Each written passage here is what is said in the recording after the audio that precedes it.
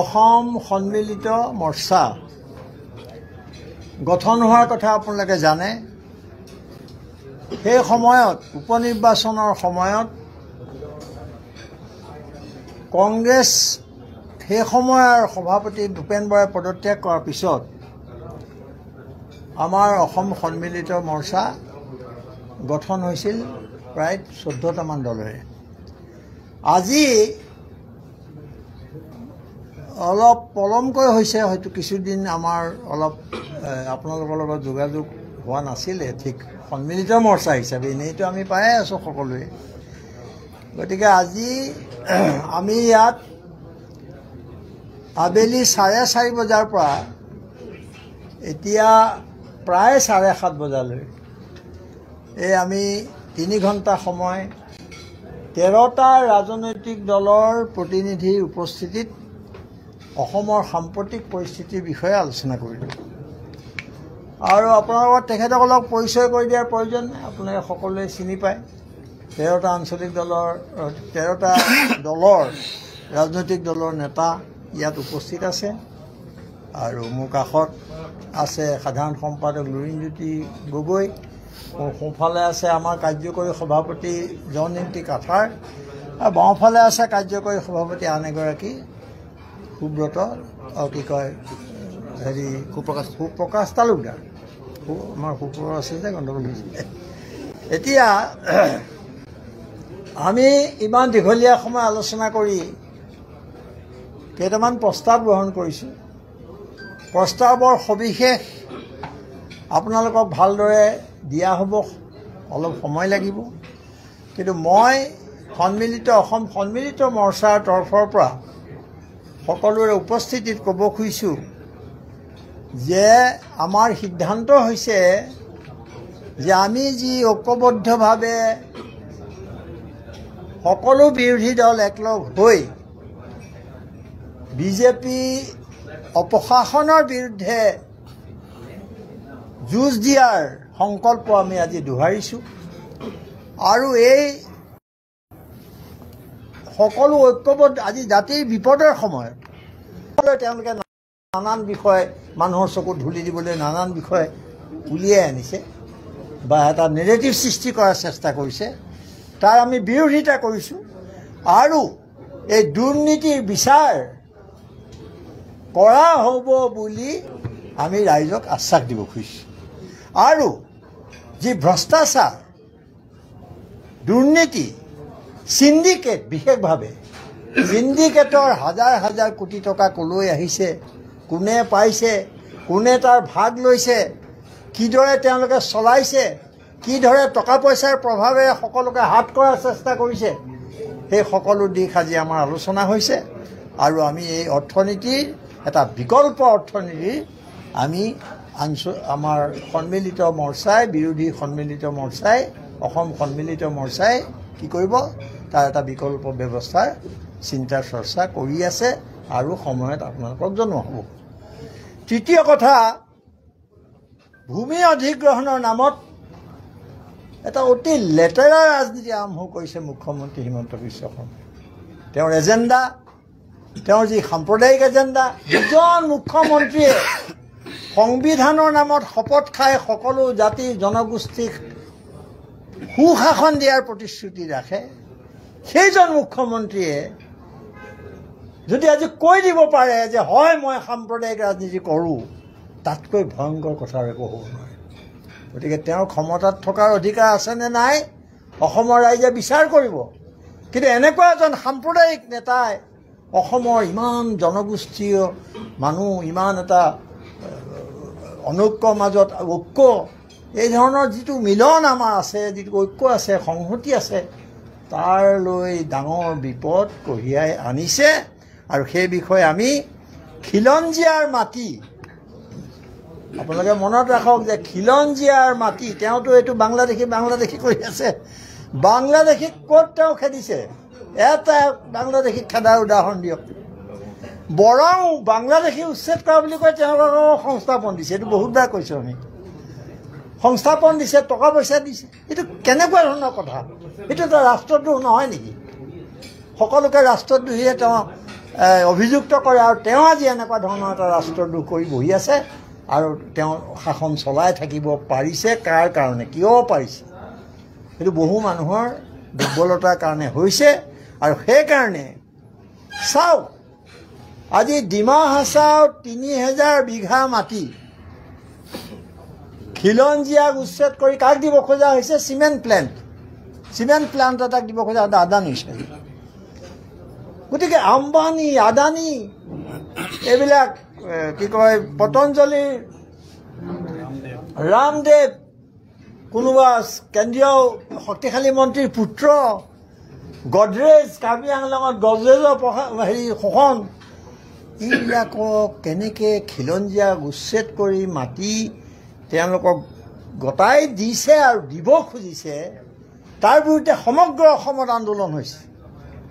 কিন্তু সেই কথাবোৰ আন্দোলন প্ৰতিবাদ লুকুৱাই ৰাখিবৰ কাৰণে তেওঁ এতিয়া বাংলাদেশী আৰু সাম্প্ৰদায়িক কথা বতৰাৰে মানুহৰ মন একেবাৰে ইফালে সিফালে লৈ যাবলৈ চেষ্টা কৰিছে। এই কথাটো আমি আলোচনা কৰিছোঁ। আৰু হাইকোৰ্টে আজি এইটো কথাৰ সমৰ্থনত মই ক'ব খুজিছোঁ, আমি কোৱা কথা নহয়, উচ্চ ন্যায়ালয়ে ক'বলৈ বাধ্য হৈছে এই চিমেণ্ট প্লেণ্টটো কি যুক্তিত 3000 বিঘা মাটি দি দিয়া হ'ল বুলি হাইকোৰ্টে উদ্বেগ প্ৰকাশ কৰিছে। সেইটো কিমান ডাঙৰ কথা।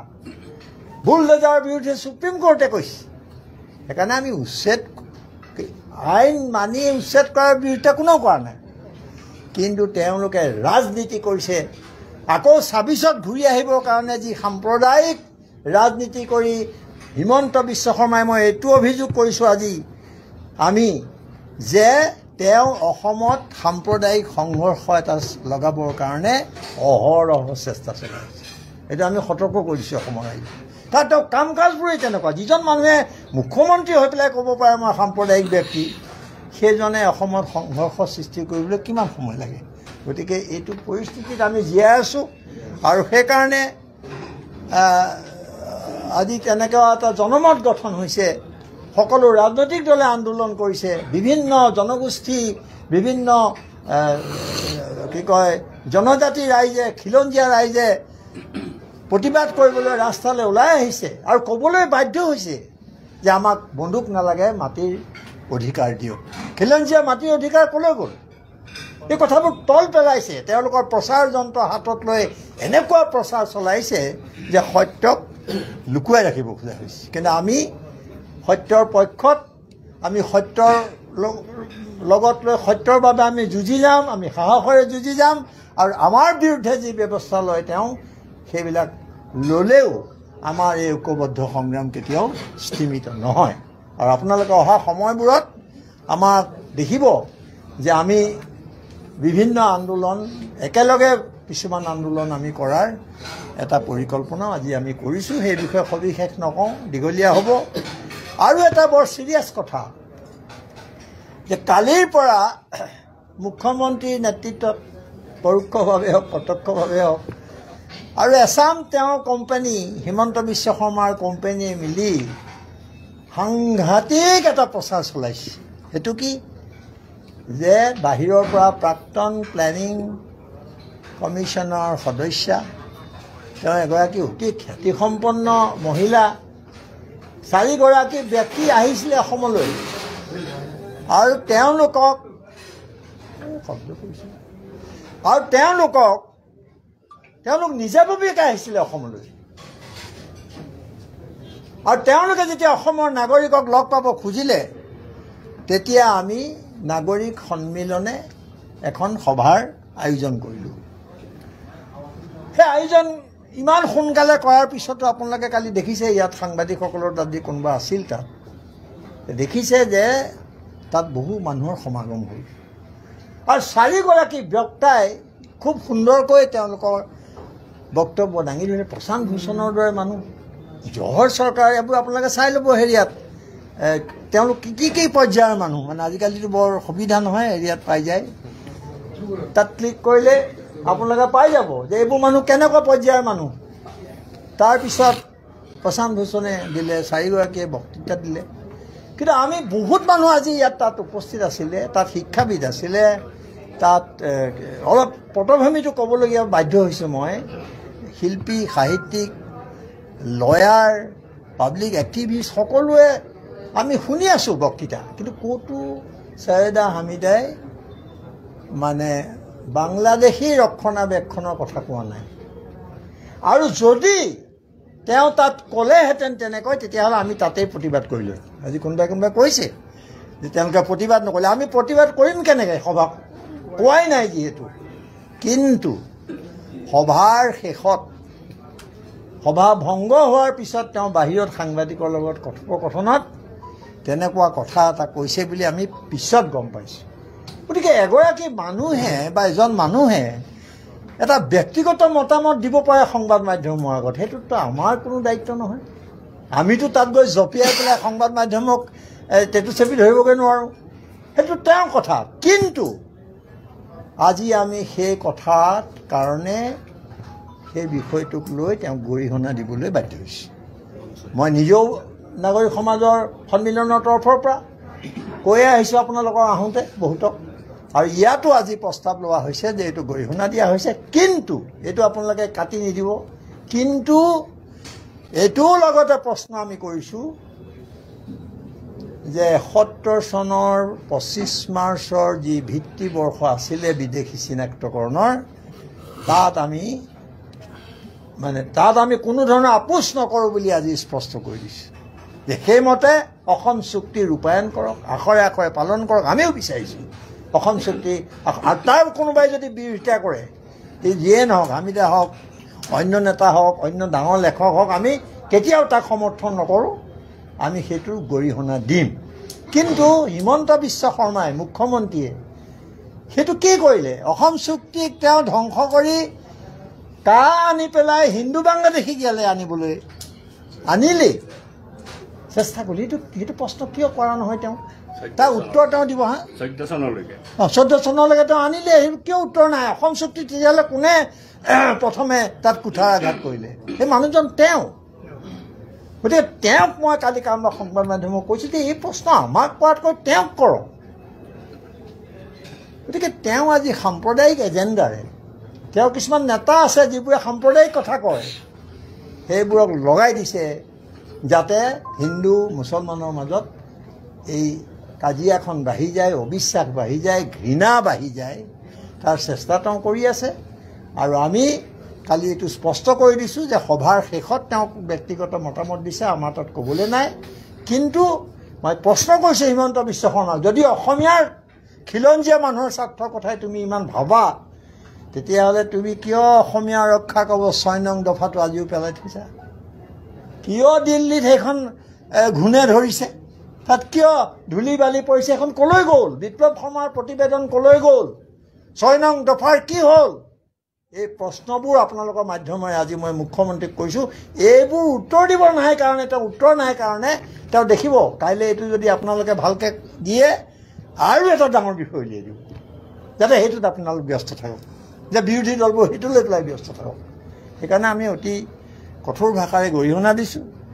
আৰু শেহতীয়াকৈ হাইকোৰ্টত চাওক, এখন হাইকোৰ্টৰ অধিবক্তাসকলৰ লগত আলোচনা নকৰাকৈ, এটা আলোচনা হ'ব লাগে, তেওঁ সেইখন তাৰ পৰা লৈ যাবলৈ অকলে চেষ্টা কৰে। কাৰণ তেওঁ এতিয়া তেওঁৱে আইন, তেওঁৱেই সকলো।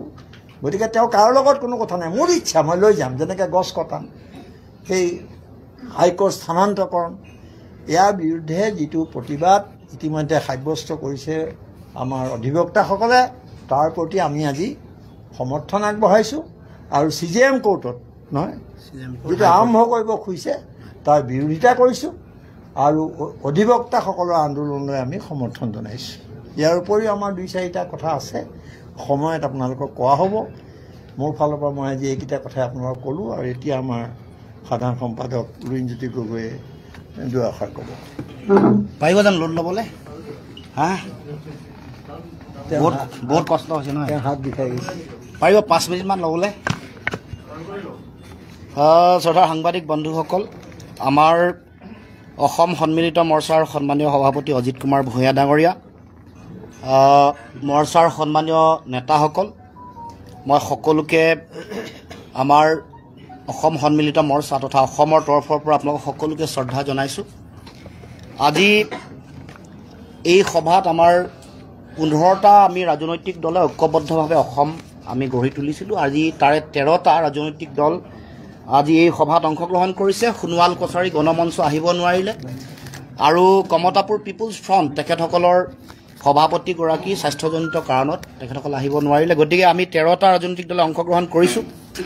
আজি সভাই আমি শেহতীয়া অসমৰ যিটো ভয়াৱহ পৰিৱেশ আৰু পৰিস্থিতি, য'ত অসমৰ মৌলিক বিষয়সমূহক তল পেলাই জাতীয় প্ৰশ্নসমূহৰ উত্তৰ যোৱা 9.5 বছৰ আৰু মোদী ডাঙৰীয়াই 11 বছৰতকৈ বেছি সময় শাসনৰ থকাৰ পিছতো দিব নোৱাৰি, এতিয়া তেওঁলোকে কৰা কামৰ কথা যেতিয়া আহে সেই কোনো প্ৰশ্নৰ উত্তৰ দিব নোৱাৰি। এতিয়া কেৱল মাত্ৰ তেওঁলোকে সাম্প্ৰদায়িকতাৰ এক ভয়াৱহ এক পৰিৱেশ পৰিস্থিতি সৃষ্টি কৰিবৰ কাৰণে অসমৰ মুখ্যমন্ত্ৰীয়ে উঠি পৰি লাগিছে।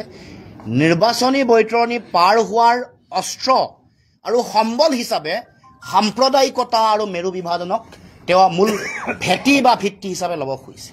গতিকে এই কথাৰ আমি আজি এই সভাই সকলোৱে গভীৰ শংকা ব্যক্ত কৰিছোঁ, গভীৰ উদ্বেগ প্ৰকাশ কৰিছোঁ আৰু পৰৱৰ্তী দিনসমূহত এনেকুৱা অসমৰ সমাজ ভঙা কথা, দেশৰ সংবিধান আৰু ন্যায়পালিকাৰ প্ৰতি প্ৰচণ্ড প্ৰত্যাহ্বান আৰু ভয়াৱহতা নমাই অনা সকলো কথাৰে আমি ঐক্যবদ্ধভাৱে যুঁজ দিয়াৰ আজি সিদ্ধান্ত গ্ৰহণ কৰিছোঁ। তাৰ লগে লগে যিবোৰ মূল বিষয়, মৌলিক বিষয় যিবোৰ আছে, যেনে 49,000 বিঘা জনজাতীয় আবেষ্টনী, 6ষ্ঠ অনুসূচীৰ অন্তৰ্গত মাটি, বিশেষকৈ জনজাতীয় অধ্যুষিত অঞ্চলৰ পৰা তেওঁলোকে বহিৰাগত company Ambani, Adani, Ramdev, Godrej, Medanta, Azure, electrical এইবোৰক দিব খুজিছে।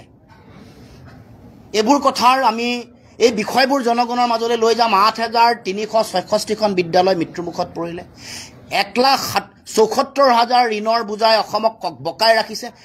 অহা কিছুদিনৰ ভিতৰত শ্ৰীলংকা সদৃশ এটা পৰিৱেশ হোৱাৰ উকমুকনি অসমত দেখা পাইছোঁ। তাৰ লগে লগে অসম চুক্তি আখৰে আখৰে পালন কৰিম বুলি কৰিব নোৱাৰিলে, 6 নম্বৰ দফা কাৰ্যকৰী কৰিম বুলি নকৰিলে। এই ভয়ংকৰ ভয়াৱহ পৰিৱেশ পৰিস্থিতি আমি জনগণৰ মাজলৈ লৈ যাব খুজিছোঁ। চিণ্ডিকেট এফালে চিণ্ডিকেট, কমিশ্যন ৰাজ আৰু মুখ্যমন্ত্ৰীৰ পৰিয়ালৰ দুৰ্নীতি, যেনেকৈ এক পৰিয়ালবাদ চলাই আছে, যেনেকৈ তেওঁ সাম্প্ৰদায়িকতাৰ ৰাজনীতি চলাই আছে, এইবোৰ মানুহৰ ওচৰলৈ লৈ যাব লাগিব। 84,000 মানুহক স্মাৰ্ট মিটাৰ সংযোগ কৰাই 840 কোটি টকাৰ ঠিকা আদানীক যিটো দিলে, এইবোৰ কথা মানুহৰ মাজলৈ লৈ যাব লাগিব। স্মাৰ্ট মিটাৰৰ যোগেদি যিটো স্মাৰ্ট ডকাইতিক আৰম্ভ কৰিছে। গতিকে এই সকলোবোৰ মৌলিক বিষয়বোৰক লৈ আমি জনগণক সজাগ সচেতন কৰি এক ঐক্যবদ্ধ সংগ্ৰামৰ আজি পোষকতা কৰিছোঁ আমি অসম সন্মিলিত মৰ্চাই। আৰু জাতিৰ জটিল সন্ধিক্ষণত এই সংকট নিৰসন কৰিবৰ কাৰণে অসমৰ ভাষা, কৃষ্টি, সংস্কৃতি, মাটি ভেটি, ৰাজনৈতিক ভৱিষ্যত সুৰক্ষিত কৰিবলৈ লগা এই সংগ্ৰামত আমি এই ৰাজনৈতিক দলসমূহেই নহয়, কংগ্ৰেছেও যাতে এই সংগ্ৰামত অংশগ্ৰহণ কৰে তাৰ কাৰণে আমি আহ্বান জনাইছোঁ। কাৰণ জাতিৰ সংকটৰ ক্ষণত সকলো বিৰোধী ৰাজনৈতিক শক্তিয়ে ঐক্যবদ্ধভাৱে যুঁজ দিয়াৰ প্ৰয়োজনীয়তা আছে। এই প্ৰয়োজনীয়তা উপলব্ধি কৰিব লাগিব। ৰাজনীতি মানুহৰ কাৰণে কৰিছোঁ, দেশৰ গণতন্ত্ৰ ৰক্ষা কৰিবৰ কাৰণে, দেশৰ সংবিধান ৰক্ষা কৰিবৰ কাৰণে। ৰাজনীতি জনগণৰ ভৱিষ্যত সুৰক্ষিত কৰিবৰ কাৰণে কৰিছোঁ। ৰাজনীতি কাৰোবাৰ পৰিয়াল আৰু পত্নী পুত্ৰক ধনী কৰিবৰ কাৰণে কৰা নাই আৰু কৰিবলৈ নিদিওঁ। স্পষ্ট কথা। যেতিয়া এই প্ৰশ্ন উত্থাপন কৰা হয় 31 লাখ নিবনুৱাৰ কি হ'ব চাকৰি বাকৰি, তেতিয়াই আৰম্ভ কৰে হিন্দু মুছলমানৰ ৰাজনীতি। যেতিয়াই কোৱা হয় 8,006খন বিদ্যালয় একেবাৰে বন্ধ হৈ গ'ল, এইবোৰৰ প্ৰশ্ন কি, তেতিয়াই কৰে হিন্দু মুছলমানৰ সাম্প্ৰদায়িকতাৰ খেল।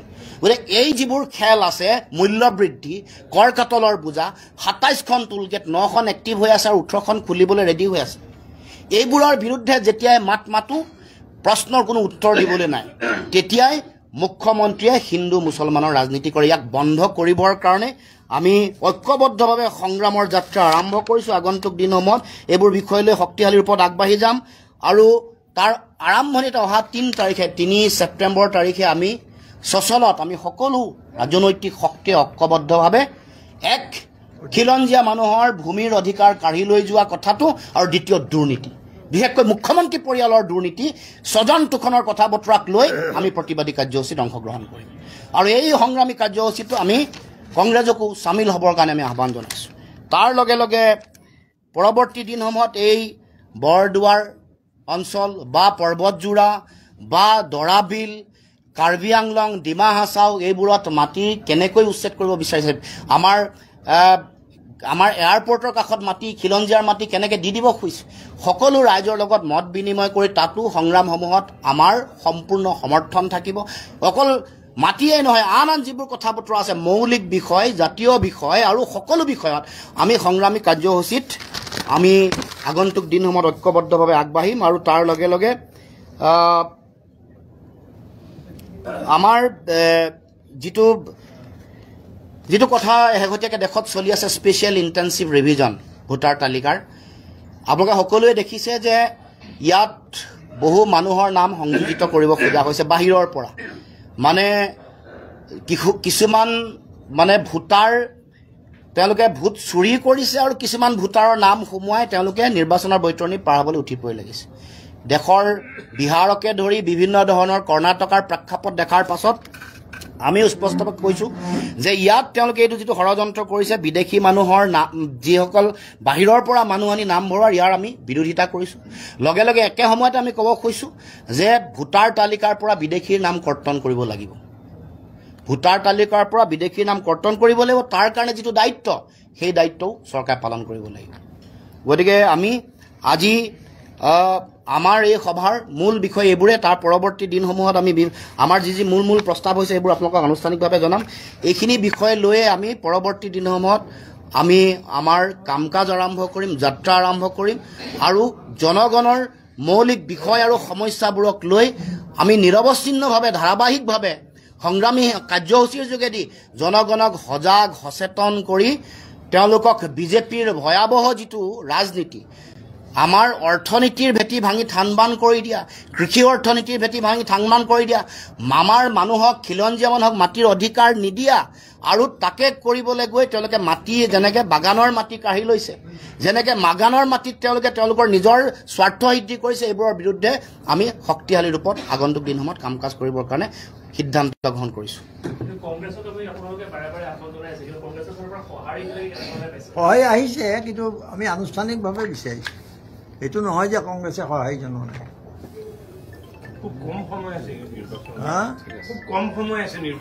সেইটো আমিও অনুভৱ কৰিছোঁ আৰু সেইকাৰণে বহিছোঁ আজি আলোচনা কৰিছোঁ। ঐক্যবদ্ধতাৰ কথা কৈছে আপোনালোকে। ইয়াৰ আগতে দেখা গৈছে যে উপ নিৰ্বাচনতো কংগ্ৰেছে আপোনালোকক সঁহাৰি দিয়া নাছিল। শেহতীয়াকৈ লুৰিণজ্যোতি গগৈ অকলে ৰাহুল গান্ধীক লগ কৰিব যোৱাক লৈ প্ৰশ্নৰ উত্থাপন হৈছে। অখিল গগৈয়ে, আমি নিজে ভাষ্য সংগ্ৰহ কৰিছিলোঁ, অখিল গগৈ কৈছে যে আমি গম নাপাওঁ কোনো এটা দলে, তেওঁ দুখো প্ৰকাশ কৰিছে। আৰু লগতে কালিৰ নাগৰিক সমাজৰ যিখন কথা আপুনি উল্লেখ কৰিছে, সেইখন মিটিঙত কিয় এনেকুৱা মানুহ মাতা হ'ল তাৰ স্পষ্টীকৰণো বিচাৰিছে আজিৰ দিন।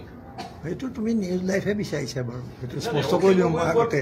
সেইটো অসমৰ ৰাইজে বিচৰা নাই। এছাম হিমন্ত বিশ্ব শৰ্মাৰ সমৰ্থক, এছাম ধুৰন্ধৰ মানুহ আছে আৰু তোমালোকৰ যিটো চেনেল একেবাৰে হিমন্ত বিশ্ব শৰ্মাৰ এজেণ্ডা মতে কাম কৰা। শুনা, মই এইটো কথা তুমিও শুনিব লাগিব, তোমাৰটোও শুনিছোঁ মই। গতিকে তেওঁলোকৰ এইটো এটা প্ৰচাৰ।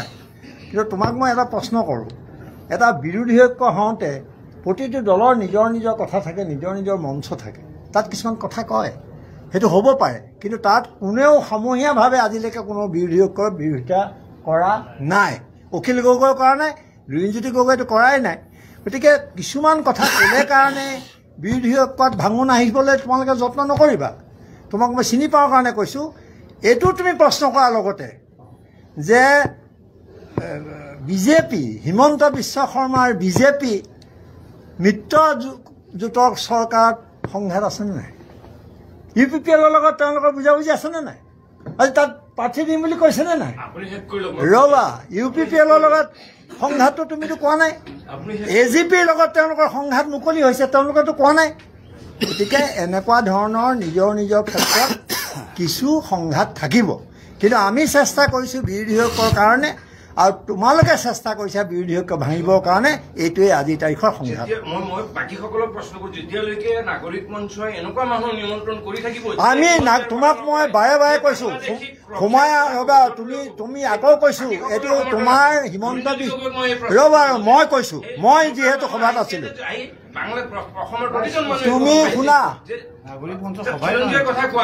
অসম নাগৰিক সন্মিলনক ইমান উপলুঙা নকৰিবা তাত ডক্টৰ হীৰেণ গোহাঁই তোমালোকে হীৰেণ গোহাঁইক যি বুলি নোকোৱা অতি সন্মানীয় মানুহ এইটো কৰি আকৌ তেওঁলোকে এটা ডাইভাৰ্ট কৰিব আজি ইছ্যুটো আপোনালোকে এইটো নোসোমাব মই তেওঁৰ লগত পোনপটীয়া কৰি লৈছোঁ তেওঁলোকৰ এজেণ্ডা এইটো সেইকাৰণে মই কৈছোঁ যে কোনো সন্মিলনে নাগৰিক সন্মিলনে 4জন ব্যক্তিক নিমন্ত্ৰণ জনোৱা নাই তুমি যদি প্ৰমাণ কৰি দিব পাৰা মই তোমাক মানি ল'ম তেওঁলোক আহিছে নিজাববীয়াকৈ অসম চাবৰ কাৰণে আৰু তোমাৰ মুখ্যমন্ত্ৰীয়ে গোৱালপাৰাত 144 ধৰা আহিছে এভিকশ্যন চাবলৈ যাওঁতে সেইটো আমাৰ কি দুখ নেকি ৰ'বা কালি তুমি সভালৈ যোৱা নাই তোমালোকৰ কোনোবা এজন গৈছে সুধা ইংৰাজী আৰু হিন্দী আমি বুজি পাওঁ বুলি ভাবিছোঁ অলপ ক'তো এজনো বক্তাই তেনেকুৱা কথা কোৱা নাই আৰু যেতিয়া মই এইটো ক্লেৰিফিকেশ্যন দিছিলোঁ অলপ আগতে তথাপিও তুমি উলিয়াইছা যাতে তুমি মূল বিষয়বিলাকৰ পৰা তল পেলাই অন্যান্য কথাবিলাক মানুহৰ মাজলৈ লৈ যাব পাৰা আৰু ছৈয়দা হামিদা সন্মানীয় মহিলা তেওঁ প্লেনিং কমিশ্যনত মেম্বাৰ আছিলে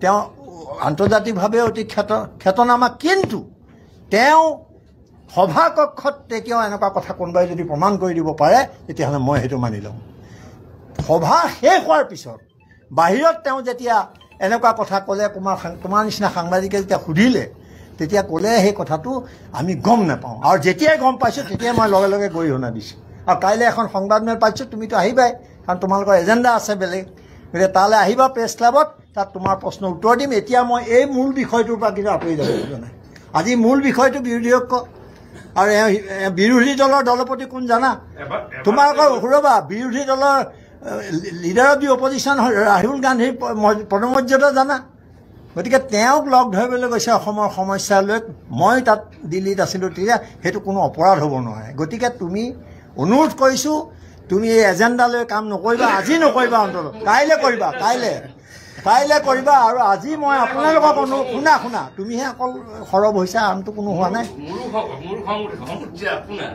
তুমি মোক সুধিছা এই প্ৰশ্নটো হিমন্ত বিশ্ব শৰ্মাক সুধি লোৱা আমি যিকেইটা ক'লো এইকেইটা সোধা আৰে গৰিহণা দি আহিছোঁ তোমাক তুমি নাছিলা নেকি তলত গৰিহণা মই দিছোঁ নাই কোৱা তোমালোকে কোৱা মই তলত যেতিয়া লগ ধৰি আহিছোঁ গৰিহণা দি আহিছোঁ নাই অলপ আগতে ক'লো তুমি শুনা নাছিল সেইমাত্ৰ আহিছা তুমি তুমি একো নাজানা ইয়াত প্ৰস্তাৱ লোৱা হৈছে আজি সন্মিলিত মৰ্চাই প্ৰস্তাৱ লৈছে আৰু ব্যক্তিগতভাৱে মই নাগৰিক সম্বন্ধৰ হৈ গৰিহণা জনাইছোঁ তেনেকুৱা কথা তেওঁ বাহিৰত কৈছে যিটো আমাৰ দায়িত্ব নহয় বাহিৰত যিকোনো কথা ক'ব পাৰে তোমালোকৰ দলৰো মানুহে কয় যে এইটো দলীয় তেওঁ ব্যক্তিগত মন্তব্য কয় তোমাৰ দলে তোমালোকৰ মুখপাত্ৰ মানে কি কথা মানুহ ইমান বুৰ্বক নেকি মই কৈছোঁ অজিত ভূঞাই কৈছোঁ আনে ক'বলৈ সাহ নকৰে কাৰণ তোমালোকে বেয়াকৈ ক'বা প্ৰশ্ন তোমালোকৰ একপক্ষ কিয় প্ৰশ্ন সদায় হিমন্ত বিশ্ব শৰ্মাৰ এজেণ্ডা মতে কিয় আপোনালোকক অনুৰোধ কৰিছোঁ ক্ষমা কৰিব মই অলপমান তেওঁ ক'বলগীয়া হৈছে কাৰণ এইটো প্ৰশ্ন মই বিচৰা নাই অপজিশ্যন তেওঁলোকৰ এটা কাইলৈ এটা বেলেগ কৰি পেলাব লাগিব ন নেৰেটিভটো বদলাই আৰু কিবা ক'ব হ'ব দিয়া তোমাৰ চাকৰি আজি ৰৈছে একো চিন্তা নাই থেংক ইউ